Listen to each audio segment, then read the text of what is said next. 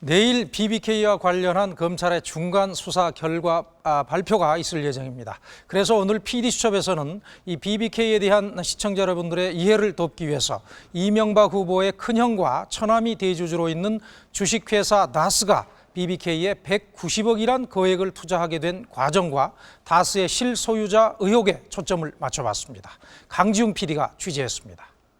조사가 되는 대로 우리 국민들에게 밝혀줘야 되지 않느냐 하는 생각을 저는 갖습니다. 또 저 자신은 거기에 대한 한 점의 부끄러움이 없습니다. 처음부터 사기꾼에서 시작을 했기 때문에 그냥 무조건 타이틀이 사기꾼이야. 똑같은 범죄를 저질러서 똑같은 조사를 받은 사람 중에 하나는 처음부터 사기꾼이고 하나는 사기꾼이 아니야. 대통령 후보예요.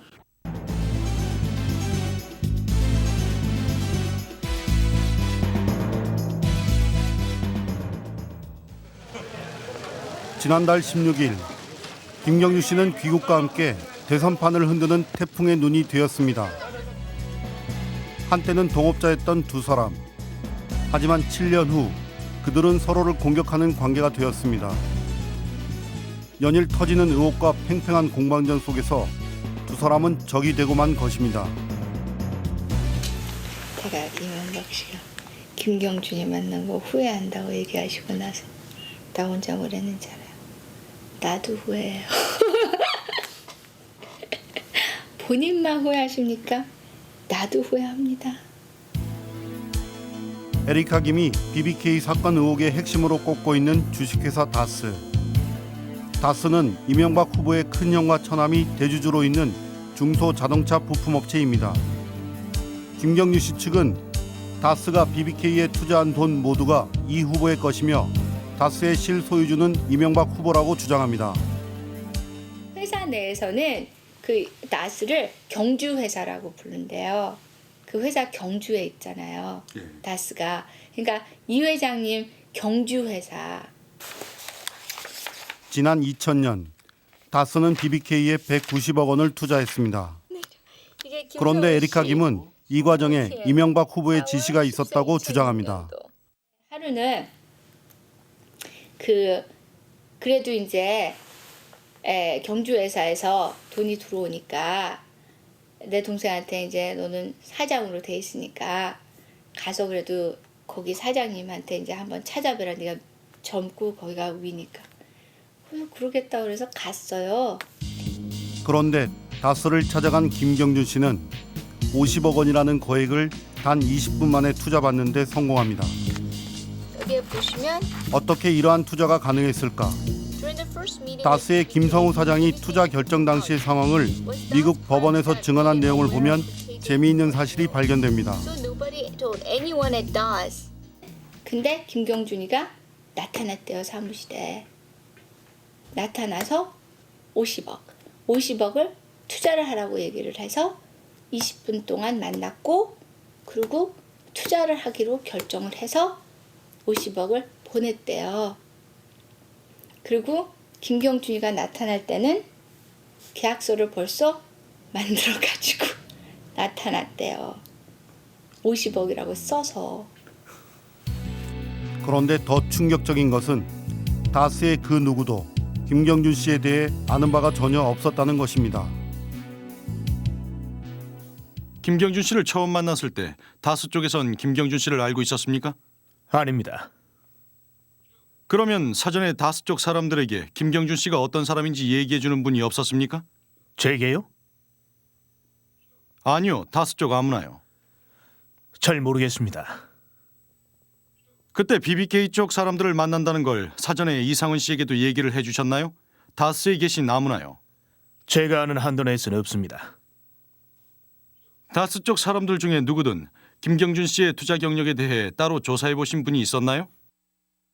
없습니다. 이것이 당시 김경준 씨가 미리 만들어 가져갔다는 투자 계약서입니다. 다스는 총 190억 원 중 50억 원을 먼저 투자했습니다. 계약의 당사자는 다스의 김성우 사장과 BBK의 김경준 씨. 아무리 그래도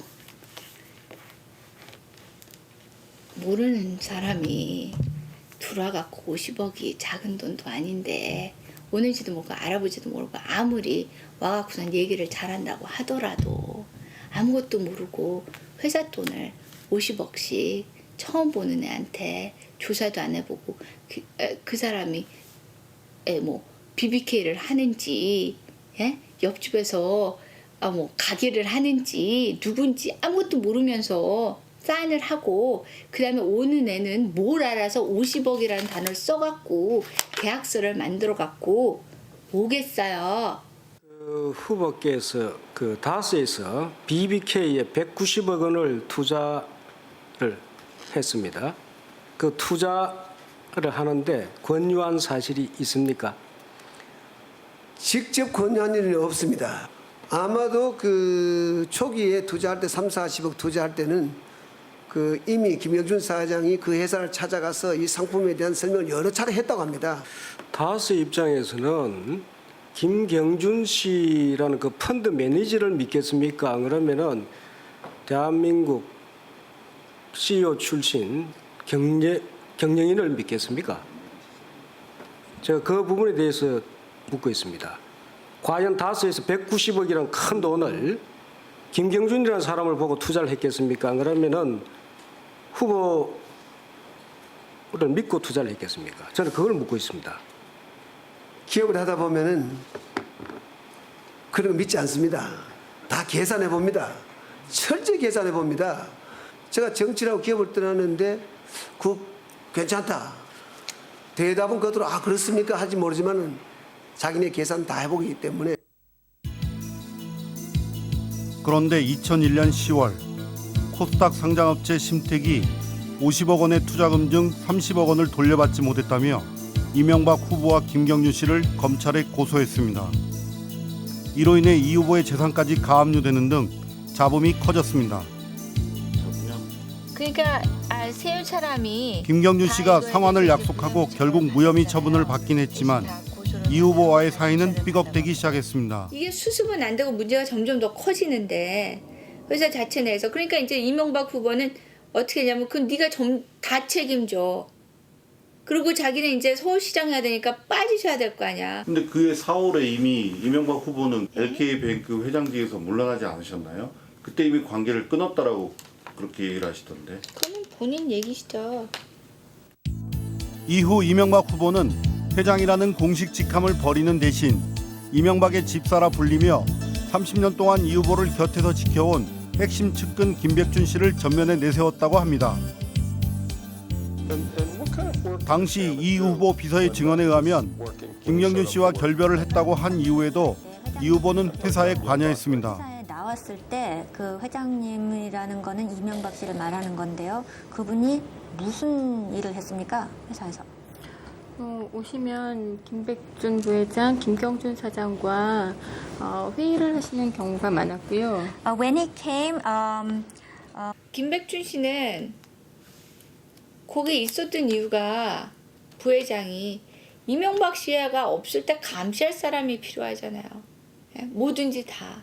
그러니까 뭐든지 알아갖고 뭐든지 다 감시하고 뭐든지 다 보고해야 되니까. 2001년 4월 이후 김경준 씨와는 결별했다며 관계된 의혹들을 전면 부인했던 이명박 후보.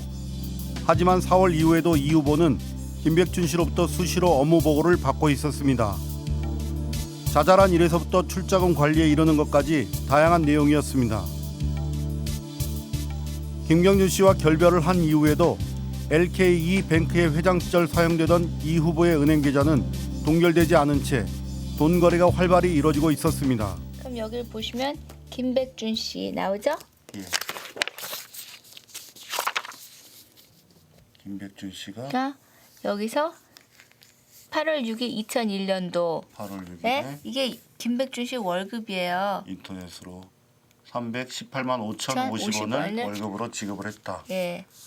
그 잠깐 뭐 좀 여쭤볼 게 있어서 전화드렸고요. 저는 그 보도 기자들 하고는 제가 직접 대화를 났는데요. 우리 그 동동환 씨를 이용해서 좀 해주시죠. 저는 아는 바가 없습니다.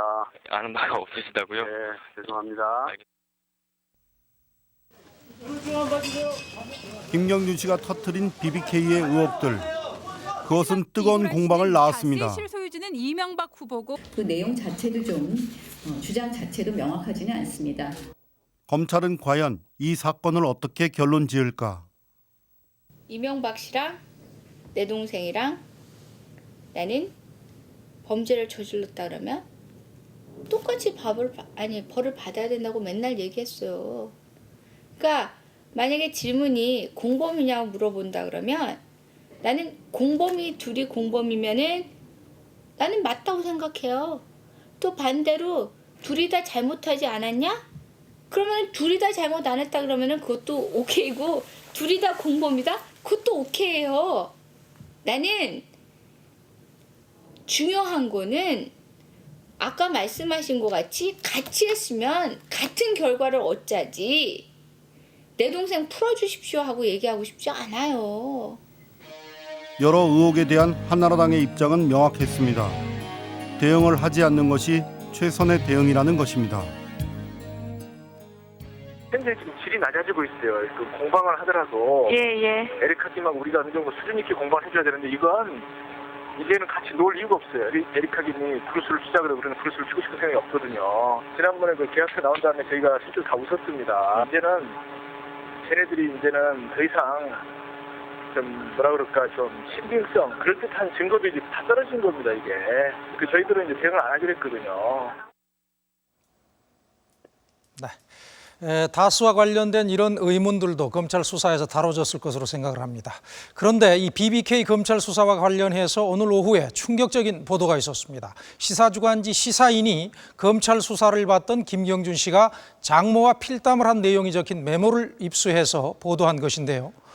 검찰은 이명박 후보를 무서워하는 검찰이 이명박 후보에게 유리한 진술을 해주면은 형량을 낮춰주겠다는 등의 내용으로 김경준 씨에게 거래를 제의했다는 것입니다. 이 사실이라면 가히 엄청난 사안임이 분명한데 이에 대해서 검찰은 그런 일 없다, 적법하고 철저하게 수사를 했다, 사기꾼의 황당한 주장에 불과하다며 반박했습니다. 어쨌든 내일의 검찰 발표가 이런 논란을 잠재우고 국민들의 의혹을 해소할 수 있을 것인지 지켜봐야겠습니다.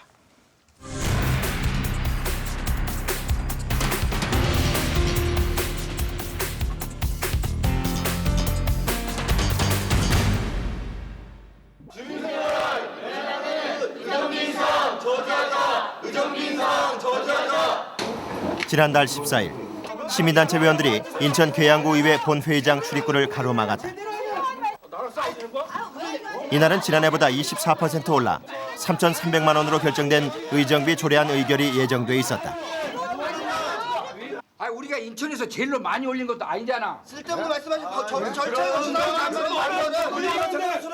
강행하려고 하는 당신들이 폭력적이야. 대화를 해야지. 이렇게 못 오게 하면 철회를 할 의사가 전혀 없다는데 대화가 어떻게 되냐고요. 이동원 의원이 공식적으로 얘기했잖아요. 철회 의사가 없는데 대화가 어떻게 되냐고요.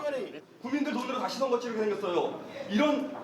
이런 수준이야. 24% 이상은 너무 많다는 시민단체 회원들과 연봉 3,300만 원이 뭐 그리 많으냐는 의원들 입장이 팽팽히 맞섰다. 집사람도 맞벌이부를 하고 또 애들도 진짜 대학생이 있고 학생들이 둘이고 여러 가지로 저는 유급제가 안 됐으면 이번에는 출마를 안 하려고 그랬습니다. 근데 유급제가 5대 때부터는 된다고 해서 나도 과감하게 나온 거거든요. 그러면 어느 정도 맞춰주고 일을 해야 된다고 보는데 거기에 대해서 자꾸 저렇게 과연 의원님들이 지난 15개월 동안 그만큼 의정활동을 했냐, 그런 각성이나 반성 없이 무조건적으로 의정비를 인상하려고 하는 모습들에 대해서 저희가 좀 분노하고 있고 그걸 좀 막아야겠다 이렇게 생각을 하고 있는 겁니다. 시민단체 회원들은 끝까지 조례안 통과를 막겠다는 입장이었다. 주민 의사를 무시하고 밥그릇을 챙기는 의원들의 행태를 용납하지 않겠다는 것이다. 거리에 가로등이 켜지기 시작한 오후 5시 20분. 긴급한 상황이 발생했다. 5층 소회의실에 의원들이 모여있다는 첩보였다. 저희가 본회의장에서 지금 점거를 하고 있었는데 한 5시 한 20분경에 5층 소회의실에서 의원들이 모여서 기습적으로 날치기라고 생각합니다. 날치기로 의정비 인상안을 원안 가결 처리한 걸로 저희가 확인했습니다. 그래서 정말 의회가 정말 이렇게까지 하면서까지 자기 입속을 위해서 나서야 되는 문제인가? 이런 의회가 정말 우리한테 필요한 것인가? 이런 생각들이 들고요. 12월 현재 의정비 인상폭은 광역자치단체 의원들이 13% 올라 평균 5,300만 원 선. 기초자치단체 의원들은 38% 올라 평균 3,800만 원 선으로 잠정 결정됐다. 날치기까지 하면서 의정비 올리기에 나선 지방 의원들 비판적 여론은 아랑곳하지 않는 태도입니다. 이 불법 편법이 난무하고 있는 의정비 인상 백태를 취재했습니다. 허준호 PD, 네. 지방 의원들의 의정비 왜 이렇게 갑자기 많이 올린 거죠? 네, 올해가 지방의회 의원들의 유급제가 실시된 지 2년째입니다. 네. 의원들은 이제 유급제 취지에 걸맞은 연봉을 받아야 하겠다, 뭐 이런 입장인데요. 회기는 고작 연간 100일 안팎인데 네. 너무 많이 받는 것 아니냐 하는 시민들의 정서와는 차이가 큽니다. 네. 어쨌거나 이제 자기들 월급을 올리겠다고 주민들하고 몸싸움을 벌이고 있는 모습 보기가 썩 좋지가 않은데 손정은 씨, 이 의정비는 누가 어떻게 결정을 하는지 좀 설명을 해주시죠. 네, 의정비는요. 결정하는 절차를 제가 설명해 드릴 텐데요. 의정비 심의위원회에서 결정을 하게 됩니다. 각 계통에서 10명의 사람을 선정해서 추천하게 되는 건데요. 지방자치단체장이 5명을 선정하고 또 의원회의 의장이 5명을 선정하게 됩니다. 이 지급 금액을 정할 때는요, 이렇게 여러 가지 것들을 고려하게 되는데요. 그 지방의 재정 능력, 지역 주민이 소득이 어느 정도 되느냐, 그리고 보수 인상률과 물가 상승률이 어느 정도 되느냐, 그 의원의 활동이 어느 정도 실적을 갖고 있느냐, 이런 여러 가지 것들을 고려하게 됩니다. 근데 여기서 중요한 것은요, 공청회를 거치거나 주민 여론조사를 꼭 실시해야 된다는 겁니다. 그렇게 해서 결정된 것은 의원들이 의회에 넘기고요. 의회에 넘긴 것은 조례 개정으로 결정하게 되는 겁니다. 네. 허준호 PD, 이 손정은 아나운서 설명을 들으니까 법이 정한 대로만 하면 별 문제가 없을 것 같은데. 네, 그렇습니다. 하지만 취재한 결과 현실은 그렇지 못했습니다. 네. 심지어 의정비를 올리자는 여론을 조성하기 위해 10여 년 전에 사망한 주민까지 여론조사에 동원한 사례까지 있었습니다. 김천시 의정비 심의위원회는 내년 의정비를 3,480만 원으로 결정했다. 올해보다 38% 오른 금액이었다.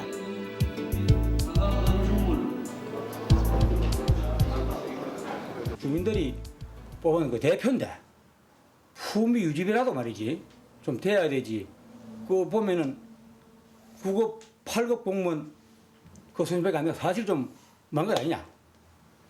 의사일정 제보와 의회는 심의위원회가 결정한 금액 그대로 의결하겠다는 입장이다.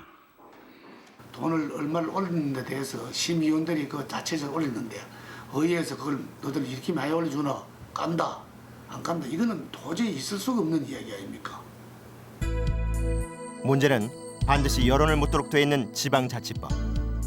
전국적으로 의정비 인상을 반대하는 여론이 80% 안팎이다. 김천시 의정비 심의위원회는 여론조사 기관에 의뢰하지 않고 자체적으로 인터넷 설문조사를 실시했다. 그 결과 1,164명이 참가해 89%가 4천만 원에서 4,500만 원까지 올려주자고 응답했다고 한다. 이 결과에 대해 한 시민단체가 여론을 조작한 것이 아니냐는 의혹을 제기했다. 설문조사 참가자들은 남녀 성별을 묻는 간단한 질문에 83%가 답변을 하지 않았고 나이를 묻는 질문에도 85%가 응답하지 않았다. 그런데 의정비 인상 여부를 묻는 질문에는 최고액인 4천만 원 가량으로 올려주자는 의견에 89%가 답변을 한 것이다. 개인적인 문제에 대해서 무응답자가 80여 프로. 동시에 그 80여 프로는 여론조사, 이 지역의 여론과는 전혀 관련 없이 4천에서 4,500만 원에 찬성하겠다 하는 사람이 80여 프로. 그 이야기는 인위적인 조작을 누가 했거나 인위적인 조작을 누가 시켰거나. 이번 설문조사는 심의위원회의 의뢰를 받아 김천 씨가 실시했다. 누군가 여론을 조작한다는 낌새를 보지 못했던 것일까? 첫 문항이 이런 식으로 지금 좀 이상하다는 생각은 했는데 그걸 갖다 그 결정은 그 의정비 심의위원회에서 해야 될 사항이기 때문에 저희들이 여기서 가타부타 이야기할 수 있는 그런 상황은 아니라고 생각했습니다. 의정비 심의위원회는 조작 김새가 다분해 보이는 이 설문조사 결과를 어떻게 받아들였을까? 알아볼 필요는 뭐 있노? 그렇다고 우리가 굳이 그게 얼마이질 않은데 그 시의원에 조금 그래도 친분이 있다거나 가족들이나 어떤 그런 분들에 대한 거는 좀 그래 좋게 좀 하도록끔 이렇게 그 유도는 안 했겠느냐 그 생각은 하지만은 굳이 그걸 뭐 수사까지 뭐 조사까지 해보자 그런 생각은 안 했죠. 시의원이 여론 조작에 연관되지 않았느냐는 의혹에 대해 의장에게 물어봤다. 그게 뭐 어떤 식으로 조작이 되겠습니까, 그래요.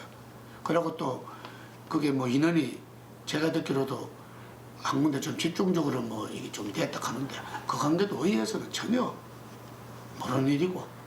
그 부분에 대해서는 결백하시다는 거죠? 예, 우리 의회에서는 전혀 없습니다. 이 사안을 유야무야 넘기려 하자 한 시민단체가 김천시장과 의정비 심의위원장을 고발했다. 설문조사는 과연 조작된 것일까? 그랬다면 누가 조작한 것일까? 경찰은 먼저 의정비를 4천만 원 이상 인상하라고 응답한 사람들이 자발적으로 참여했는지 확인하기로 했다. 실명 확인 과정에서 입력한 주민등록번호를 단서로 설문조사 참가자를 찾아 나섰다. 남편분께서 여론조사에 참여하신 걸로 돼 있더라고요. 한 달 전에. 설문에 참여한 것으로 돼 있는 남편은 10년 전 사망했다고 한다. 돌아가신 분이 96년도 10월 18일 날 돌아가셨어요. 예. 중간에서 누가 뭐저 오기 싫어갖고 그냥 대충 저도 넣을지도 모르지 이런 비슷한 게. 바로 이웃집 K씨도 설문에 참가한 것으로 돼 있었다. 계세요? 예, 누구신데요? 아, 김천 경찰서에서 나왔습니다.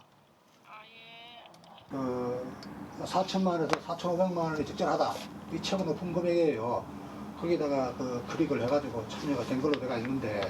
언제 참여가 됐다고 돼 있는? 올 10월 달에 한 걸로 되어 있습니다. 원래요? 올 10월 달에. 말도 안 돼. 이건 누구야? 근데 그래 하고 없는 사람 명예를 그래 이렇게 도용해가지고 쓴다고. 이건 진짜 있을 수 없는 일이지 이런 일은. 다시 작업을 해가지고. 전체 설문조사 참여자를 상대로 확인한 결과 사망한 사람이 무려 37명이나 됐다. 그 우리가 확인해 본 바 그 37명이 사망하였고 또 3명이 그 말소자고 또 타 시도 거주자가 170여 명 됩니다. 또 조사 결과 응답자 중 약 1000여 명은 8대 정도의 컴퓨터를 통해 집중적으로 접속한 것으로 밝혀졌다. 많게는 뭐 한 360개 정도, 60명, 적게는 뭐 35명 정도로 그 계속 1분 간격으로 접속한 그런 흔적이 드러났습니다. 수백 명이 한꺼번에 접속한 것으로 밝혀진 컴퓨터 IP 주소지를 찾아 나섰다. 김천 시내의 한 마을 금고였다. 이 금고에는 김천시의회 한나라당 비례대표인 A 의원이 이사장으로 재직하고 있었다. 여론을 조작한 결정적인 단서도 발견됐다. 마을 금고 내부에 설치된 CCTV였다. 설문조사에 접속한 그 시각 직원이 주민들의 명단을 넘겨받아 설문에 참가하고 있는 장면이 생생히 포착된 것이다. 설문조사에 이용된 주민들 명단은 1996년 작성된 이 지역 유권자 명부였다. 경찰은 이 명단으로 여론을 조작한 마을금고 직원을 조사했다. 명단을 그러면 누가 주신 건가요? 이사님께서 주셨어요. 그 명단은 어디서 났을까? 저는 그분과 잘 모르겠어요. 제 이사님께서 클릭을 못하시니까 이건 해야 되고 하니까 저희가 그러면 시간 나는 동안 하겠다면서 하고 이제 뭘 제기 없이 그냥 한 거죠. 이렇게 된 거죠. 유권자 명단을 넘겨준 A씨 의원을 찾아 나섰다.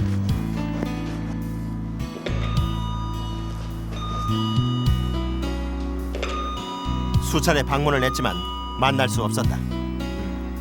여러 차례 시도한 끝에 A 의원 전화가 연결됐다.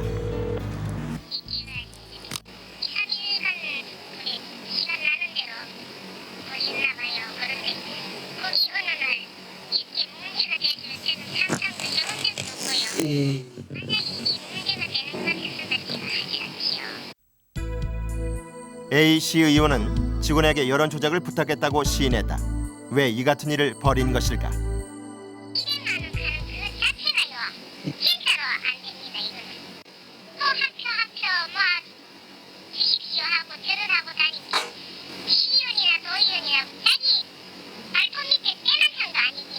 그분들이 나가서 어떻게 나라 일을 할 수 있겠습니까?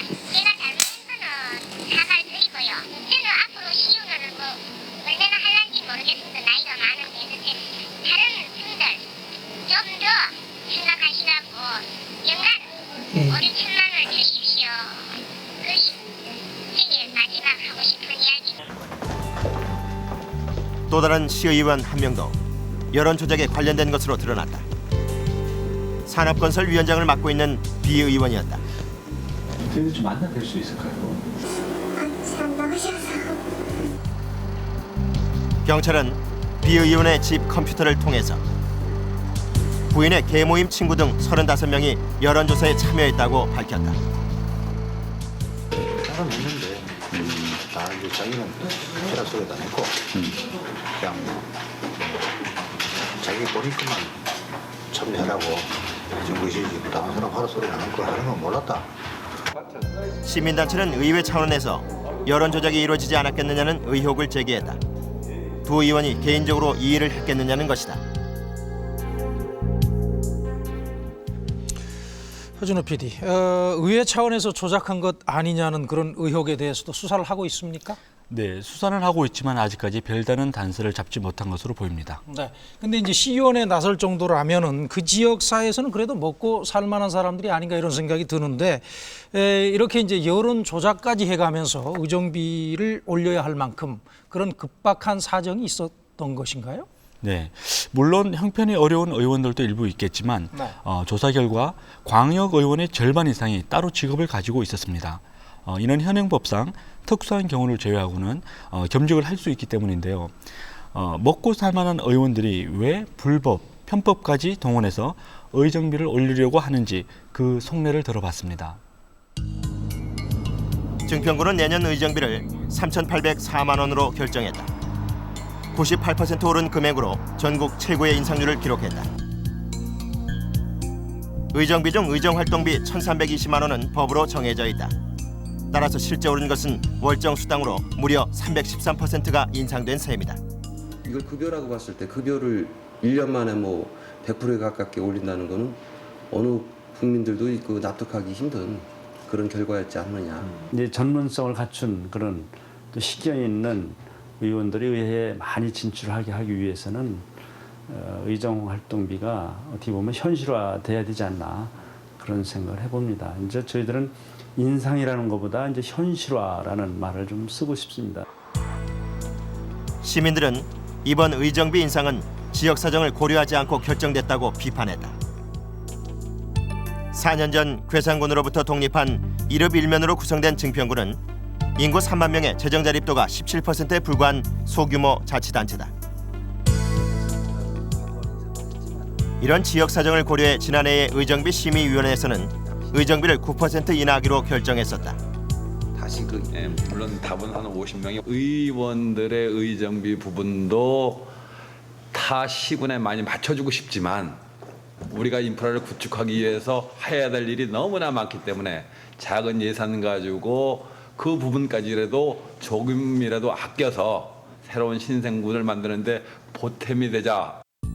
그 결과 증평구는 의정비 전국 최하위를 기록해 최상위의 3분의 2에 불과한 의정비를 받아왔다. 그랬던 것을 올해 단숨에 지난해의 최상위 수준까지 끌어올린 것이다. 전국 최저로다가 결정이 되니까 의원님들 나름대로 속이 상하고 또 한편으로는 어떻게 보면은 그 전국의 각 시군구로부터 우리 증평군이 좀 어떻게 측은하게 여겨지지 않을까 하는 그런 생각도 가져봤습니다. 왜냐하면은 증평군이 이제 너무 약하게 보이는 건 아닌가 하는 그런 생각도 해본 적이 있습니다. 그렇다면 증평군의 형편이 지난해보다 나아진 것일까? 재정 자립도 17%, 공무원 보수 인상률 2.5%, 물가 상승률 2.4%, 의원들의 의회 활동 실적을 보여주는 조례 발의는 단 한 건도 없었다. 총괄해서 고려해서 그렇게 올려라. 이렇게 법원 되어 있더라고요. 그치, 참고를 해라 그러는 거지. 네. 많이 올리는 사람은 법 규정은 참고로 삼는 대신 법규에도 없는 다른 지역과의 형평성을 고려했다고 한다. 대한민국 평균이라는 게 있잖아요. 그죠? 평균보다 오버된다면 그건 문제가 있는 거다. 그중에 평균을 밑도는 거고 이건 오히려 망신이다. 그러니까 프로스를 갖고 있는 건 저는 의미가 없다고 봐요. 의원님들께서 어떤 그냥 그 서울을 비교하고 인근의 어떤 청주시를 비교해서 그 의원들하고 똑같이 동등한 대우를 받겠다는 거는 오히려 주민의 의사를 무시하는, 이건 바로 이제 그 민주주의에 그 반하는 그런 처사가 아닐 수 없다. 이제 저희들은 그렇게 보고 있습니다. 시민들은 의회가 의정비를 올리기 위해 심의위원회에서 시민단체를 배제한 것 아니냐는 의혹을 제기했다. 쓴소리를 해온 시민단체를 배제하고 노인회, 새마을단체, 생활체육협회 등 입맛에 맞는 단체의 심의위원 추천을 의뢰했다는 것이다. 일정 심의 때 이제 그 시민단체에서 적극적으로다가 낮게 책정하는 데 이제 앞장을 섰던 건 사실입니다. 그렇기 때문에 이제 그 의원들이 시민단체에서 상당히 못마땅히 했고, 그런 관계 속에서 아마 시민단체가 고의적으로 배제되지 않았나 그렇게 생각이 듭니다. 이런 과정을 통해 선정된 의정비 심의위원들은 대체로 의정비 인상에 긍정적이었다고 한다. 제가 그런 얘기를 했어요. 왜 전국에서 1980만 원 꼬치를 줘야 되느냐. 그죠? 그리고 전국의 지방자치단체가 제가 알기로는 한 300개 정도 되는 걸로 아는데 어떤 데는 4,600만 원, 1,980만 원인가 이거예요. 그죠? 저는 그렇게 생각하거든요. 누구든지 뭐 축구 선수들도 연봉을 많이 줘야 열심히 일을 하는 거라. 지역별로 담합하지 않았느냐는 의혹도 제기되고 있다. 울산 지역의 경우 재정 자립도가 가장 높은 울주군 심의위원회가 의정비를 5,200만 원으로 결정했다. 그러자 나머지 지자체들도 잇따라 울주군과 비슷한 수준인 5천만 원대에서 의정비를 결정했다. 그 결과 울산 동구 의원들은 올해보다 71%나 많은 의정비를 받게 됐다. 무슨 근거로 의정비를 71%나 올린 것일까? 심의위는 의정활동 평가지수에 0.99, 즉 100점 만점에 99.5점을 주었다. 울산 동구의회는 그동안 의정활동을 잘하는 의회로 평가를 받아왔다. 그렇다고 하지만 99.5점을 받을 만큼 일을 잘했던 것일까? 점수에 연연하는 것은 아니지만 또 우리 시민단체에서도 아마 우리 동구에는 그래도 모범적으로 의정활동이 잘 되고 있다고 시민단체에서도 그렇게 평가를 하고 있습니다. 또한 학생들의 체육활동을 지원하는 위해 울산 동구의 경우 그동안 주민들이 의정활동을 꼼꼼히 지켜봐 왔다. 총장의 정확한 정책을 듣고자 규정 질문을 하고자 합니다. 현장에서 체록한 실증적인 자료를 근거로 의원당 10가지 항목에서 의정활동 점수를 매겨왔다. 심의위가 준 99.5점이 타당한 점수인지 물어봤다.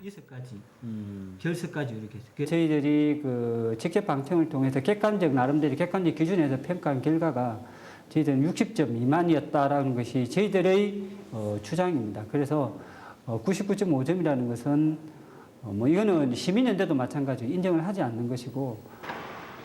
그렇다면 99.5점은 무슨 근거로 나온 점수일까?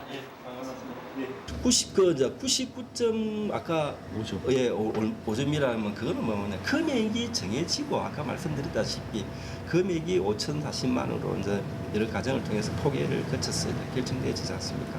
금액이 그 결정된 것을 가지고 산정을 들어가는 거죠. 의정활동 점수를 고려해 의정비를 결정한 게 아니라 의정비를 결정한 후 거꾸로 점수를 맞췄다는 것이다. 이렇게 해가지고 5,040만 원으로 결정되었습니다. 나름대로 산출식이 있어야 한다고 보는데 어떻게 하면 좋겠습니까? 회의록에는 본말이 전도된 논의 내용이 고스란히 남아 있었다. 100점은 줄 수 없고 99.5점을 주자는 발언도 남아 있었다.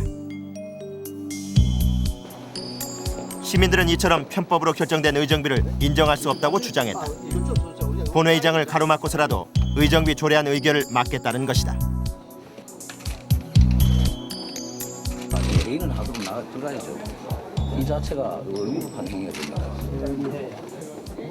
오죽하면 됩니다. 5,040만 원으로 의정비를 강행하겠다고 하는 의원들에 대해서는 주민 소환을 통해서 저희들이 반드시 그 책임을 물을 것입니다.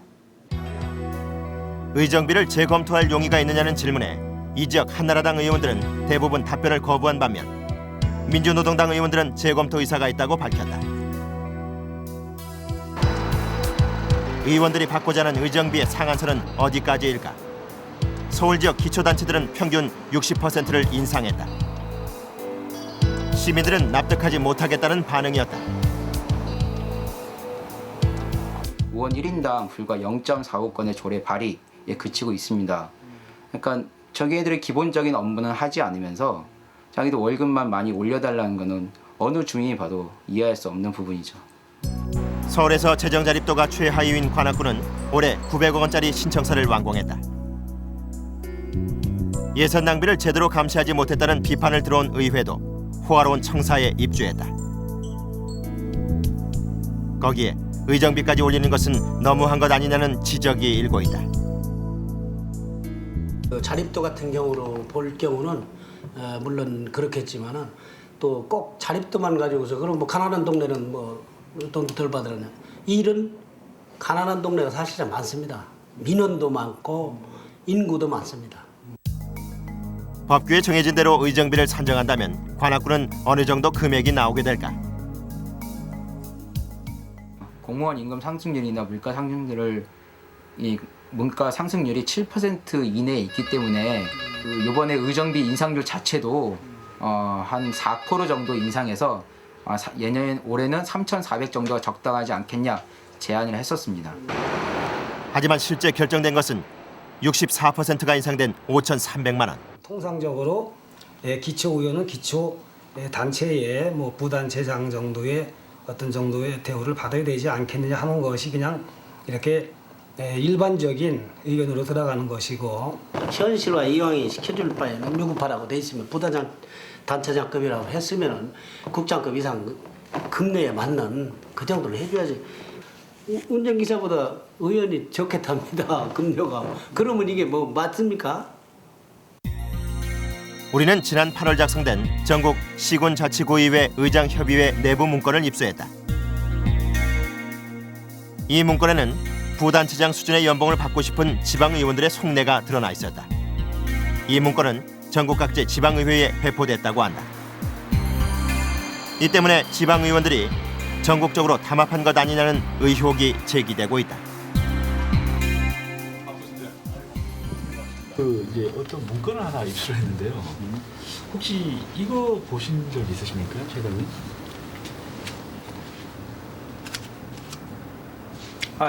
예. 준비라기보다 통계 숫자 같은 거, 뭐 문제점 이런 것을 우리가 파악하고 있어야 될 거 아니겠습니까? 담합이니 무슨 뭐 이런 게 이런 자체가 왜곡되게 표현되고 있는 거예요 지금. 의장협의회는 이 문건에서 제시한 논리를 근거로 의정비를 올려야 한다는 여론을 확산시키려 노력해왔다. 심의위원회에 뭐 이렇게 전달되거나 이럴 일은 없고. 우리 저기 한 거죠. 전달해야 될 이유도 없고. 전달된 것도 없겠죠. 그러면요. 뭐 이걸 이렇게 해주십시오 한다고 해서 그분들이 저기를 하겠습니까? 그분들이 권위가 있고 그분들이 영역이 있는데 상식을 벗어난 저기가 있어서. 그런데 취재 도중 한 심의위원장의 서류설에서 문제의 문건이 발견됐다. 이거 나름대로 다 했습니다. 보통 거는 겁니다 이게. 이거는 무슨 자료인가요? 이건 저희들이 별도로 또 저 시청에 지기를 안 하고 별도로 또 이제 이거를 그러니까 우리 의원들 중에서 뽀뽀했어요. 의회에서 전달 받으신 건 아니고요? 그건 절대 아닙니다. 그건 절대 아닙니다. 의회에서 의원들은 아예 주도 안 할 뿐더러 한번 주신 적 있냐고 보시겠습니까? 문건을 전달했다는 심의위원에게 그런 적이 있는지 물어봤다. 이거는 제가 준 문건이 아닌데. 혹시 회의하시면서 이런 문건 보신 적은 있으신가요? 없는데 이건 준 적도 없을 건데. 구미에서는 의회하고 심의위원회가 의정비 인상액을 미리 협의한 것 아니냐는 의혹까지 제기되고 있다. 회의록에는 심의위원회에서 4,500만 원으로 맞춰주면 의회에서 조금 깎아 개정하겠다고 했다는 내용이 들어있다. 심의위원 발언 중에 그 5급 공무원에 해당한 4,500여만 원으로 인상을 하면 의회에서 자발적으로 일부 조정을 해서 하겠다고 뭐 이런 발언들이 있습니다. 이것은 이제 의정비심의위원회가 사전에 이제 교감이 분명히 있었다 하는 부분들을 그 확증하는 부분들 아닌가 하는 그런 생각을 갖게 됩니다. 누가 이와 같은 대화를 나눴던 것일까? 먼저 잠정 금액을 저도 몰랐는 이런 내용이 있더라고요. 그런데 그 의원이 뭐 10명이 참여했는데 여러 가지 말이 나오고 이렇게 회의록이 많은데 이거 딱 한마디 나오는 거 가지고 시민단체에서 좀 너무 집착스럽게. 어느 위원님께서 그런 말씀을 하셨습니까? 그런 건데 이 얘기를 뭐 밝혀 나도 그거 제가 글쎄 그건 뭔지 조사해 보면 나오겠습니다만은 저는 전혀 없다고 보고 있습니다. 확신합니다. 어제까지 진행하였던 문제는 이처럼 편법으로 결정된 금액을 의원들이 과연 조례로 확정하느냐는 것이다. 조례 개정 시한은 12월 말까지. 대부분의 의회가 여론의 눈치를 살피며 때를 기다리고 있다. 문제가 뭐냐면은 저희들도 어려운 점이 이제 대통령 선거 아닙니까? 이제 쟁점에서 묻히는 시점이죠. 이제 요 한 달의 기간이 묻혔다가 다시 살아날 수 있겠느냐의 부분이 아마 의원들도 그걸 노리는 것 같아요. 한 달 욕 먹으면 끝난다. 네. 허진호 PD. 부단체장 월급 정도는 받아야 되겠다. 뭐 이렇게 선뜻 납득하기 어려운 이유를 들어서 법 규정을 무시한 채 편법으로 의정비를 결정했다. 뭐 이런 얘기인데 제재할 수 있는 방법은 없는 겁니까? 네. 어제 행자부에서는 특히 그 정도가 심한 44개 자치단체에 의정비를 인하하라고 권고했습니다. 네. 해당 자치단체가 거부할 경우에 벌칙을 적용해서 교부세를 감액하거나 혹은 국고 보조도 줄이겠다는 경고까지 덧붙였습니다. 네. 의정비가 최종 확정되려면 조례를 개정해야 하는데요. 올 연말까지 조례 개정을 앞두고 있는 지방의회들이 어떻게 받아들일지 지켜봐야 알겠습니다. 네, 수고하셨습니다. 보다 못해서 중앙정부가 나섰겠습니다만은 갖가지 편법으로 제2속을 챙기려는 지방의원들이 교부세나 국고보조금 감액 같은 벌칙을 겁낼지는 의문입니다. 이 결국 편법으로 결정된 의정비를 바로잡기 위해서는 주민들이 직접 나서는 수밖에 없을 것 같습니다. 이 지방의원들이 두려워하는 것은 행자부 벌칙이 아니라 결국 주민들의 표심이기 때문입니다.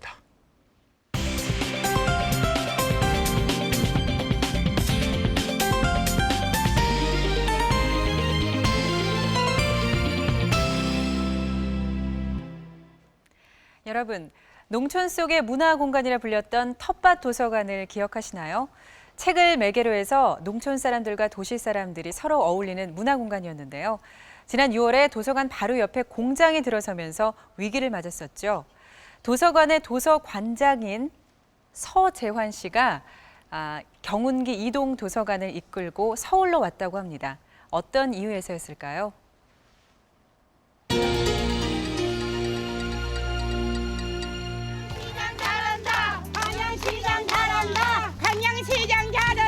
공장을 짓겠다던 사업주에 맞서 밤샘 보초까지 서며 마을 야산의 숲을 지키려던 광양시 진상면 주민들 기억나시죠? 주민들이 공장을 반대한 것은 숲 바로 옆에 있는 도서관 때문이었습니다. 바로 텃밭 도서관인데요. 자연과 책, 그리고 아이들이 어우러진 열린 문화 공간이 공장 때문에 훼손될 위기를 맞았던 것입니다. 자칭 오직에 사는 농부인 도서관장 서재환 씨. 20대의 젊은 시절부터 경운기 이동도서관을 고안해 이 지역 어린이들에게 책을 제공해왔습니다. 방송 후 사업주는 다른 곳에 공장 부지를 마련해준다면 숲을 훼손하지 않겠다는 제의를 했습니다. 농사를 마무리한 서재환 도서관장이 경운기 도서관을 끌고 전국 일주에 나섰습니다. 텃밭 도서관을 지킬 돈을 모금하기 위해서입니다.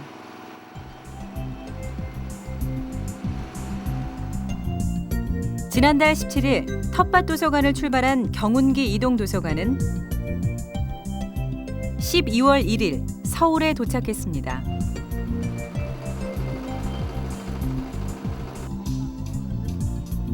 도서 교환전을 겸해 열리는 모금 행사.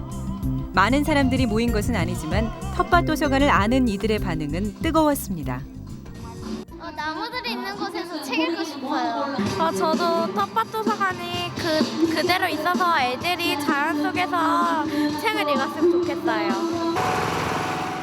지금까지 모금된 돈은 500만 원. 진짜 중도에서 그만두고 가고 싶은 생각이 굴뚝 같았죠. 뒤에서 저 하나 쳐다보고 있는 마을 노인네들, 또 항상 잘못된 것은 고쳐라, 옳다고 생각되는 일은 해라 하고 제가 가르쳤던 우리 아이들이 눈에 밟혀서 도저히 멈추지 못하고 여기까지 왔습니다. 찬바람이 귀를 내는 겨울거리. 서재환 관장은 목표를 달성할 때까지 전국 일주를 계속할 것이라고 합니다. 한 농부의 열정이 담긴 텃밭 도서관, 우리 사회에서 찾아보기 힘든 이 소중한 문화공간이 자연 속에서 원래 모습 그대로 보존되기를 기대합니다. 손정은 아나운서, 네. 또 오늘 방송 보시고 시청자 여러분들 의견 많이 보내주셨는지요? 네, 오늘도 많은 분들이 의견을 보내주셨습니다. 몇 가지를 소개해드릴게요. 0359님의 의견인데요. 국민은 알고 있습니다. 검찰이 정치권을 두려워하는지 국민을 두려워하는지요. 이런 굉장히 뼈 있는 말씀을 해주셨네요. 그리고 3470님, 대한민국 검찰이 마지막 양심을 지켜주길 기대합니다. 진실은 진실입니다. 라는 의견인데요. 내일 검찰 조사 결과가 나오는데 끝까지 지켜봐야 되겠습니다. 그리고 의정비에 관한 여러분들이 많은 의견을 올려주셨어요. 일보다 제밥에만 눈먼 의원들 정신 차리시오라는 이런 의견이었고요. 네, 기본 의정비를 제외한 나머지는 의정 활동에 따라 후불제로 차등 지급해야 합니다. 말로 법으로 장난 좀 그만하시죠라는 7913님의 의견도 있었습니다. 그리고 BBK에 관련된 의견은요. 여러분께서 이제는 더 이상 보도하지 않았으면 좋겠다. 이렇게 편파 방송을 하지 말아라 라는 의견이 있었고요. 그리고 반대로 끝까지 진실을 밝혀주셨으면 좋겠다라는 의견도 있었습니다. 두 가지가 대립각을 세우고 있네요. 네, 방송이 끝난 이후에는 인터넷으로 여러분의 의견을 받도록 하겠습니다. 모두 모아서요. 저희가 선정해서 다음 주에 다시 방송해드리도록 하겠습니다. 네, 손정은 아나운서 수고했습니다. 지금 시간이 12시 15분이 다 돼가고 있는 것 같습니다. 어느새 시간이 이렇게 됐나요? 저희보다는 시청자 여러분께서 시간 가는 줄 모르고 볼 수 있는 그런 프로그램이 돼야 할 텐데 어떻게 보셨는지 모르겠습니다. 다음 주는 저희 PD수첩이 쉽니다. 대통령 후보 선거 토론 때문에 그렇습니다만 그 다음 주인 18일에 더욱 알찬 내용으로 시청자 여러분을 찾아뵙겠습니다. 오늘은 여기서 마칩니다. 감사합니다.